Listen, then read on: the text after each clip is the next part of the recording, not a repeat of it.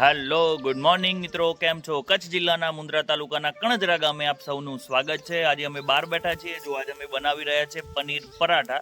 એકદમ healthy recipe છે ને આ રેસીપી અમે તમારી સાથે શેર કરીશું.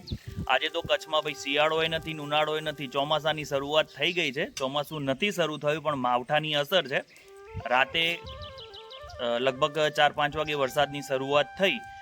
હમણાં 7 વાગ્યા સુધી વરસાદ આવ્યો છે. મતલબ મસ્ત વાતાવરણ ઠંડુ થઈ ગયું. આજે એવી ઈચ્છા થઈ કે કંઈ હેલ્ધી વાનગી ખાઈએ, તો અમે કાલ રાતથી જ નક્કી કર્યું છે કે અમે પનીર પરાઠા બનાવશું. પનીર અમે ઘરનું જ બનાવેલું છે. તો જુઓ, અમારી એ રેસીપી તમારી સાથે અમે શેર કરીશું.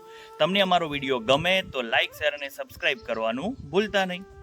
જુઓ ભાઈ, આજ પાછા બહાર બેઠા છીએ. સૌ પહેલાં તો છે ને મારી મમ્મી ઘઉંનો લોટ બાંધી લેશે. ઘઉંનો લોટ લીધો છે, એની અંદર સ્વાદ અનુસાર મીઠું ઉમેરી લેશું. લોટની અંદર 2 ચમચી જેટલું તેલ ઉમેરી લેશું. હવે થોડું થોડું પાણી ઉમેરતા જવાનું છે અને મસ્ત લોટ બાંધી લેશું. લોટ એકદમ કડક પણ ન હોવો જોઈએ ને એકદમ ઢીલો પણ ન હોવો જોઈએ. એ રીતે તમારે લોટ બાંધી લેવાનો છે. જુઓ, અહીં મારી મમ્મી છે ને લોટ બાંધી રહી છે ને મેઘના ચૂલો સળગાવવાની તૈયારી કરી રહી છે. હાય, આજે તો વરસાદ આવ્યો. સળગશે કે નહીં સળગે? ખબર નથી, ટ્રાય કરો. બંધાઈ ગયો છે. હવે પનીરમાં છે ને આપણે મસાલા કરી લેશું. અમે ઘરે જ બનાવેલું ગાયના દૂધનું પનીર લીધું છે. એની અંદર આપણે મસાલામાં શું શું ઉમેરવાના છે? તો અહીં ડુંગળી છે, પછી ધાણા છે, જીરું, ગરમ મસાલો, લીલા ધાણા અને આદુ મરચાંની પેસ્ટ. એની અંદર પહેલાં ડુંગળી ઉમેરી લેશું. ડુંગળી 1 નંગ લીધી છે અને મસ્ત ઝીણી કરી લીધી છે. 1.5 ચમચી આદુ મરચાંની પેસ્ટ છે. મરચાં તીખા લીધેલા છે. 1 ચમચી જેટલા ધાણા છે, એને થોડા કૂટી લીધા છે, બહુ ઝીણા નથી કરવાના. ચલો 1 ચમચી જેટલું જીરું ઉમેરી લેશું. ઝીણા કાપેલા લીલા ધાણા એની અંદર ઉમેરી લેશું. થોડોક જ ગરમ મસાલો ઉમેરી લેશું. સ્વાદ અનુસાર મીઠું ઉમેરી લેશું. બધા જ મસાલા પનીરમાં સારી રીતે ભળી જાય એ રીતે એને મિક્સ કરી લેશું.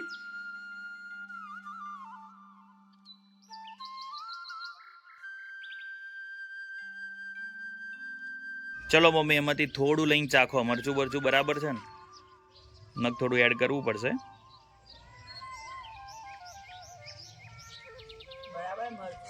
તીખું લાગે છે ને? ઓકે, તો ચલો આપણો મસાલો રેડી છે. હવે મેઘના ચૂલો સળગાવો. ચલો જો ભાઈ, અમારી તૈયારી થઈ રહી છે. હવે મેઘનાએ ચૂલો સળગાવવાની શરૂઆત કરી છે. આજે તો કચ્છમાં ભાઈ વરસાદ પડ્યો. જો સાસુ વહુની જોડી છે ને આજ પનીર પરાઠા બનાવવા માટે બેસી ગઈ છે.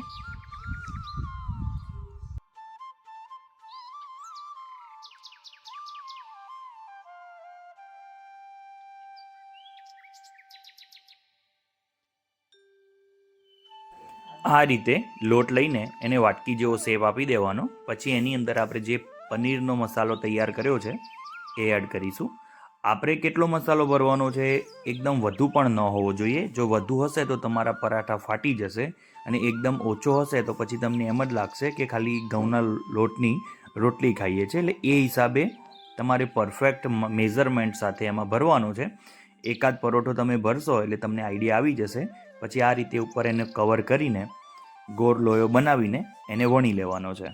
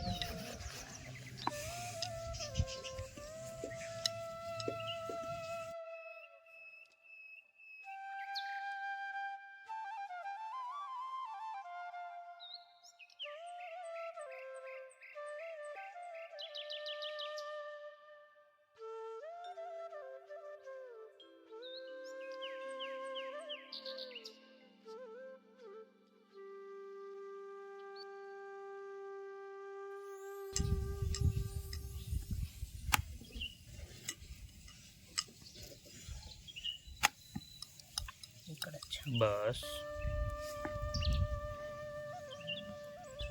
જો મિત્રો, આજ તો સવારમાં બહાર બેઠા છીએ. આજે તો કચ્છમાં ભાઈ સવારમાં 3-4 વાગે વરસાદ પડ્યો. કેટલા મમ્મી 3-4 વાગે હશે ને? ચાલુ 3-1 વાગે થયો હતો અને સવાર હમણાં 7-7:30 સુધી છે ને વરસાદ ચાલુ હતો. મસ્ત ઠંડુ વાતાવરણ છે. ચાલુ થયો વરસાદ ચાલુ થયો તો નામ લીધું ને ચાલુ થયો. આમાં થયું કેવું, શિયાળો પૂરો નથી થયો, ઉનાળાને સ્કીપ કરી નાખ્યો, સીધો વરસાદ એટલે માવઠું થયું છે. જો ભાઈ કાલની તૈયારી હતી કે ભાઈ પનીરના પરાઠા બનીને ખાવા છે. જે પરોઠામાં લોટ ઓછો પડશે ને તો આ રીતે ખુલી જશે, એટલે લોટ બંને બાજુ સારી રીતે આવે એવી રીતે તમારે પરોઠા બનાવવાના છે. જો બીજો વણ્યો છે એ બરાબર છે, એટલે તમે ઘેર બનાવો ને તો આ થઈ શકે છે, એટલે ડરવાનું નહીં, કન્ટિન્યુ રહેવાનું.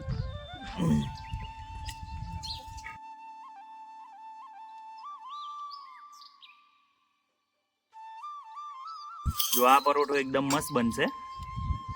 હવે થોડું તેલ આપણે આજુબાજુ સ્પ્રેડ કરી લેશું.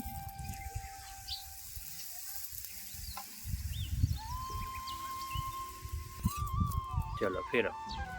જો આ પરાઠોને ફેરવી લેશું. બે બાજુથી સારી રીતે તમારે ચડવવાના છે. પાછું અડધી ચમચી જેટલું તેલ આપણે સ્પ્રેડ કરી લેશું. આ પરોઠો તો એકદમ મસ્ત બન્યો છે.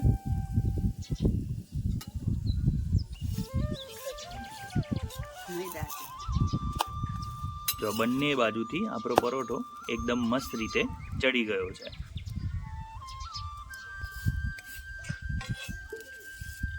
ચલો દબાવીને સારી રીતે આપણે એને ચડવી લેવાના છે.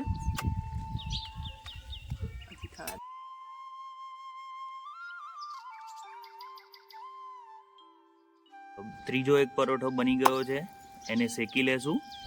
જો ભાઈ વરસાદ થોડો પવન આવે પણ બંધ થઈ ગયો છે, એટલે અમારું આ પરોઠા બનાવવાનું કામ ને ખાવાનું કામ પતી જશે. બાકી આજે કચ્છમાં ખરેખર આ વરસાદ પડ્યો, જીરું અને ઈસબગુલવાળાને તો બહુ ટેન્શનવાળું કામકાજ છે. સવારે તો એવો વરસાદ પડતો હતો ને એમ લાગતું હતું જાણે કરા પડતા હોય એ રીતે. મને તો એમ જ લાગે કરા પડે છે. મેઘના તો છે ને ઊંઘે એમ કહેતી હતી કરા પડે છે. મારા મમ્મી ને એ લોકો તો એવા હુતા હતા ને એમને તો ખબર જ નથી.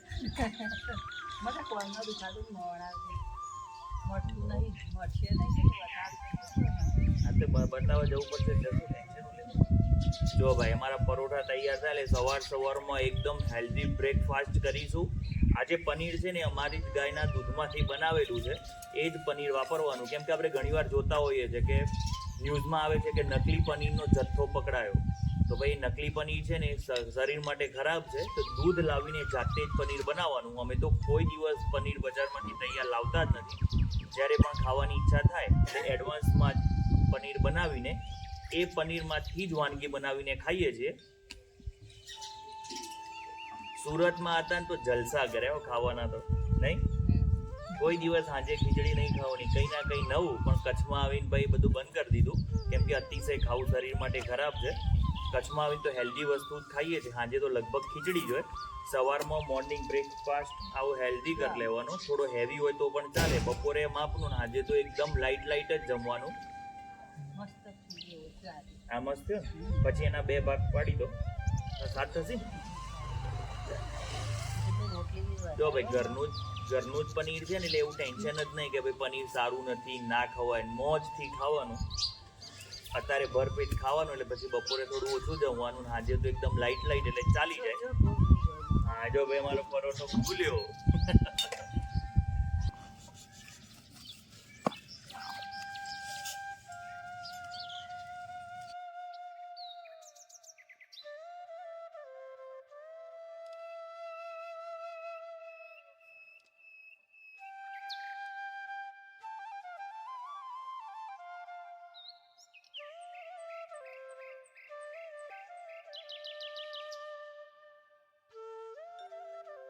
મારો છેલ્લો જમ્બો સાઈઝ પનીર પરાઠા. અહીં ઘણા બધા પરાઠા બનીને તૈયાર થઈ ગયા છે. મમ્મી કેવા બન્યા? હજુ ખાવાના બાકી ને? જો અહીં ચડવી રહ્યા છે. છેલ્લો જમ્બો સાઈઝ, વધુ ના જોવો કઈ. પહેલો જ પરોઠો છે ને મારા હાથમાં આવ્યો છે. હું પહેલા એને મોજથી ખાઈશ, પછી આ બધા ખાસી. લાવો મને દહીં આપી દો. જો દહીં અને પરોઠાની મોજ લેશું સવારમાં બંને હેલ્ધી વસ્તુ. જો મિત્રો મારા પનીર પરાઠા બનીને તૈયાર થઈ ગયા છે. હવે એની મજા લેશું. અંદર જે દાણા નાખ્યા છે ને એનો ટેસ્ટ મસ્ત આવે. તમે ઘેર એકવાર ટ્રાય કરજો. અને જો અમારી આ રેસીપી ગમે ને તો લાઈક શેર અને સબસ્ક્રાઈબ કરવાનું ભૂલતા નહીં. ચલો હું ટેસ્ટ કરીને કહું પહેલાં તો કેવા લાગે છે. જો એની સાથે આપણે દહીં લીધું છે.